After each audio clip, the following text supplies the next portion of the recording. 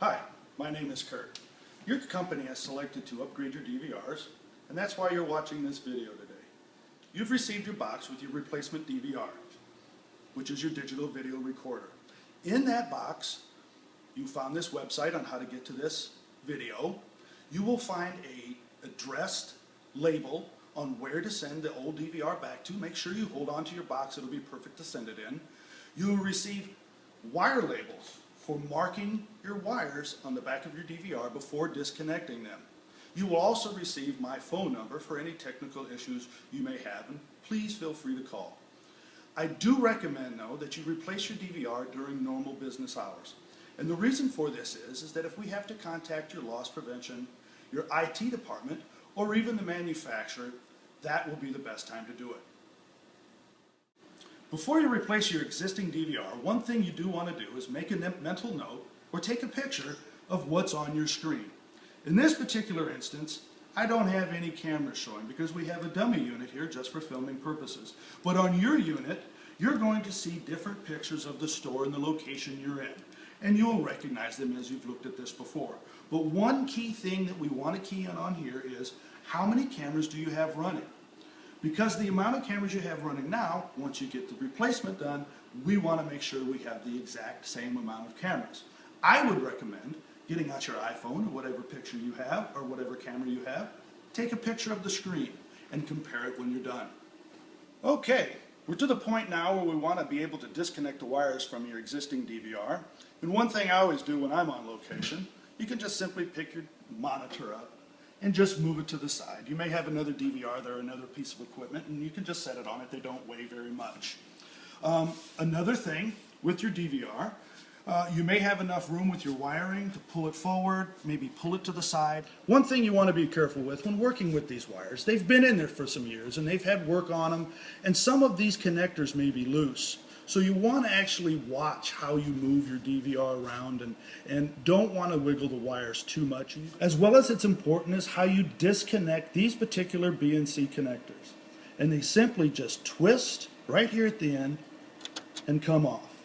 They're not like the connectors that go to your television, and you definitely don't want to pull on the wire when you're pulling them off. That could damage the connection.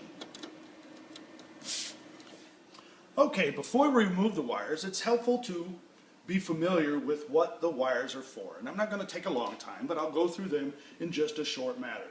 To the bottom, to the far right of your machine, you may notice this connection. It's just simply a VGA connection that goes to the monitor, same as it's on the back of your computer. This white cable here, that's the network cable. Again, just like what's on back of your computer to hook it to the internet. And over here is power. These silver connectors across the top, we call those BNC connectors. These are the connectors where your cameras connect, and you see them across the top here labeled 1 through 16. This particular DVR can have 16 cameras. You will also find another row of BNC connectors right below it. Those are called loopbacks, and this is used if you have a particular monitor that you want to see just one camera through. For example, the PVM or your personal video monitor that's located at your front door. You also have another connector over here called a spot, and that can be used sort of the same way or to view multiple cameras at one time on another type of monitor. So the first thing I'd like you to do is get out your wire labels and start with the number 1 and go to camera number 1 and begin to label your wires. Number 1 label, number 1 camera. Number 2 label to number 2 camera, and so forth and so on. As you can see, I've already labeled these particular wires on the back of the DVR that I'm working with. So now they're safe to disconnect. Let's disconnect them. Remember how I said to remove the BNC, twist at the top and use the connector to disconnect. We wouldn't want to loosen any wires. And believe me, out there in my time of working on these things, I've seen some loose wires cause lots of problems and cause cameras to drop out. So now that we've disconnected our camera wires, and again, I only had 4 on the back of mine, you might find as many as 16.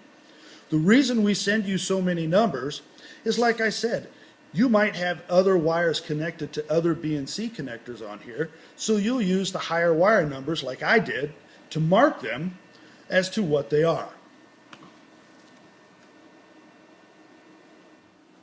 Now that we've connected all the cameras and related BNC connectors, it doesn't leave much connected to the back of the DVR. Our VGA cable, our internet cable, and our power. So let's just disconnect them. You really don't need to label these, as they only fit into one type of connector in the back. So there's power, there's internet. Make sure you loosen the screws here on your VGA. And that's disconnected. So now you're ready to just pick up the old DVR and move it out of the way. All right, so we've got our new DVR in place and we simply just want to reconnect. I recommend that you reconnect from the bottom first, and I'm doing this just like most likely you'll be doing it by looking over the top. And we'll connect our VGA connector.